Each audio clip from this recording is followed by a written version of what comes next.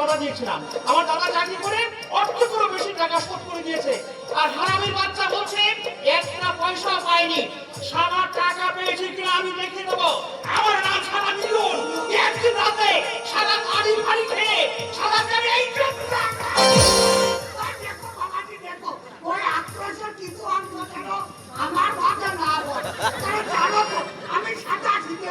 হ্যাঁ হ্যাঁ, আপনার কথা শুনেই মনে হচ্ছে আপনি খুব সাদাসিধে মানুষ।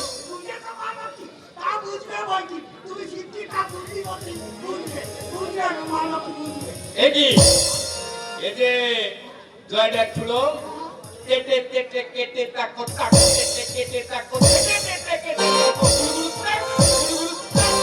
গুলো বুঝি বাজনার বল সংগ্রহ করতে আসা হয়। কথাটা একটু আপত্তিকর ধরনের হলো না বাবাজি? মোটেই না, আপনার স্বভাব তো হাম আচ্ছা করে জানতে পারতে হয়। হিয়া কামাটি হুয়া আর হুয়া কামাটি হুয়া, এই করেই তো আপনার স্বভাব। এই করাই আমার স্বভাব।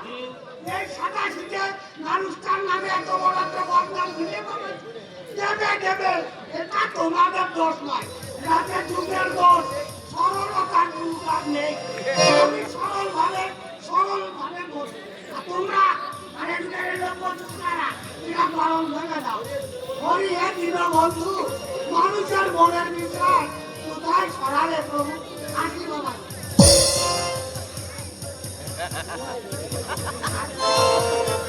শালা শয়তান কোথাকার।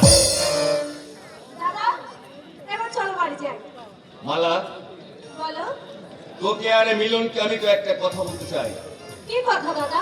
আজ কদিন ধরে আমি বলবো ভাবছি, কিন্তু তোদের মুখের দিকে চেয়ে আমি বলতে পারি না। দাদা, সে কথা শুনলে তোরা ধৈর্য রাখতে পারবি?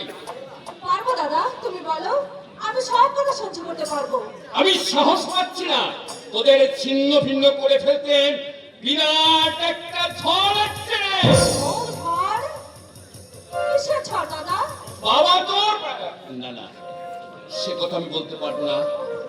সে কথা শুনলে তোরা পাগল হয়ে যাবি, হয়তো ধৈর্য হারিয়ে আত্মহত্যা করবি।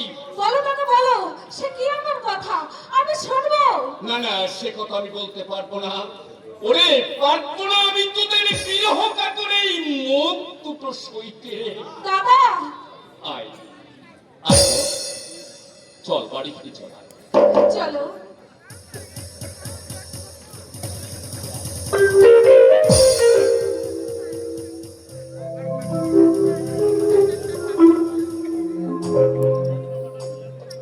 আচ্ছা, ঝড় ঝড় মানে কি? সেই কথা শুনলে তোরা পাগল হয়ে যাবে।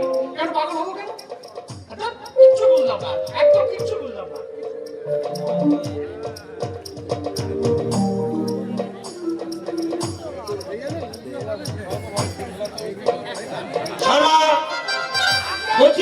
ছেলেটিকে কেমন দেখবে?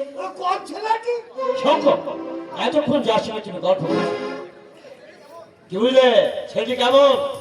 চমৎকার।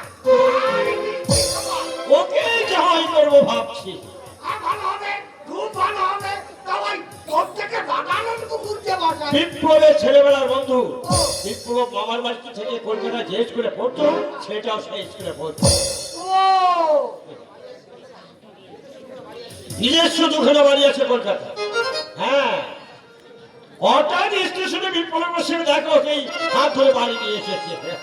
আর এটাই বলে প্রজাপতির খেলা। ভালোই হলো।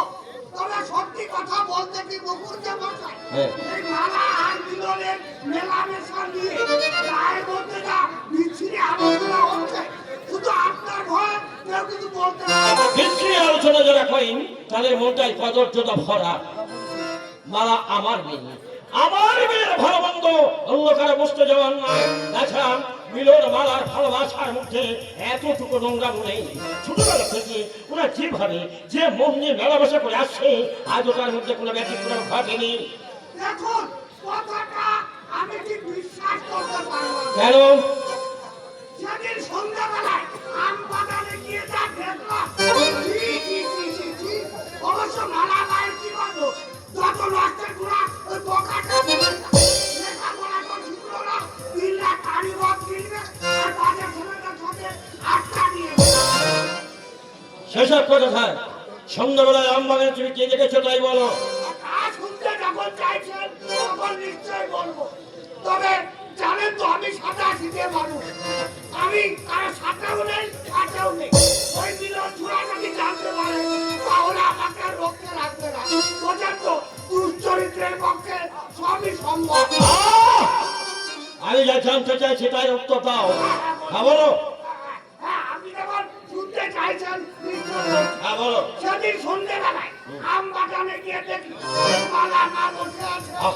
আর আমাদের কেষ্ট হঠাৎ নিল মালার কোলে মাথা রেখে বাকি তারপর ওরা কি সব বলছে।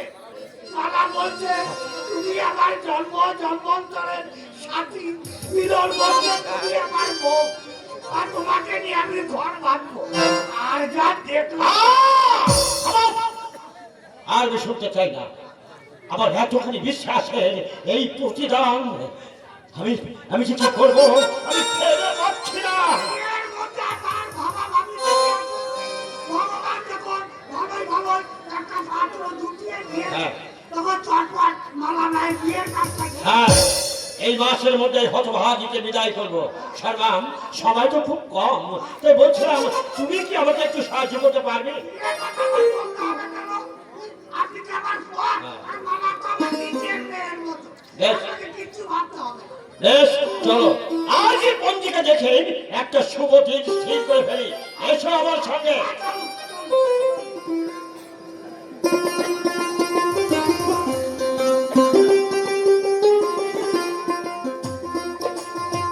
দাদা দাদা, আশ্চর্য মানুষ, মেয়েদের তুমি হার মানিয়ে দিলে। বলে যাবো কখন? সময় হয়ে গেছে, তুমি আসো, আমি গেলাম। দাদা, দাদা।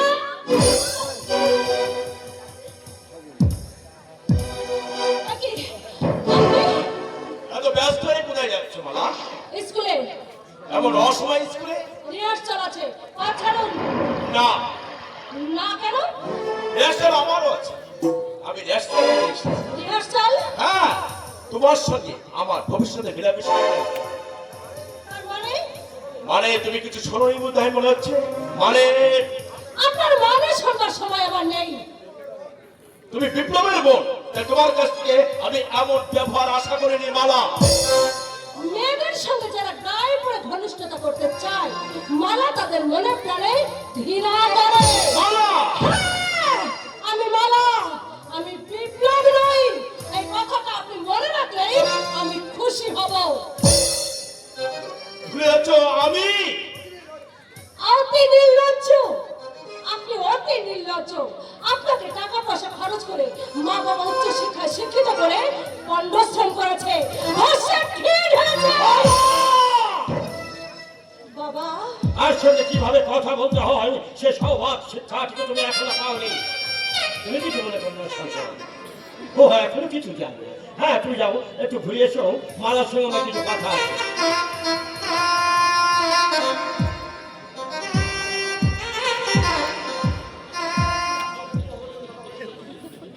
শঙ্করকে তুই অপমান করে কথা বলেছিস, জানিস ওর সঙ্গে আমাদের কি সম্পর্ক? দাদার ছেলেবেলার বন্ধু, এছাড়া অন্য কোনো সম্পর্ক আছে বলে আমার জানা নেই। জানিস না, আমি তোকে জানিয়ে দিতে এসেছি। অল্প কিছুদিনের মধ্যে ওই শঙ্করের সঙ্গে আমাদের একটা মধুর সম্পর্ক গড়ে উঠবে। তাই আমি চাই ওর সঙ্গে তুই সহজভাবে প্রাণ খোলা মেলামেশা কর। তুমি চাইলেও একটা লম্পটের সঙ্গে আমি প্রাণ খুলে মেলামেশা করতে পারবো আমি না। কি বলছিস? তাকে যা বলা উচিত, পরশ যে কাণ্ড উনি করেছেন তাতে দাদার ছেলেবেলার বন্ধু, তাই আমি ওকে কিচ্ছু বলিনি। অন্য কেউ হলে চাপ করে দিতাম। মালা! সব কথা শুনে তারপর তুমি আমার উপর রাগ করো বাবা। আমি পরশু রাত্রে যখন পড়ার ঘরে পড়ছিলাম, তখন কোনো রকম সারা শব্দ না দিয়ে ও আমার ঘরে ঢোকে। আমি ভয়ে চমকে উঠি। হঠাৎ ও বাইরে বেরিয়ে যেতেই ও আমার হাত চেপে ধরেছিল। বলো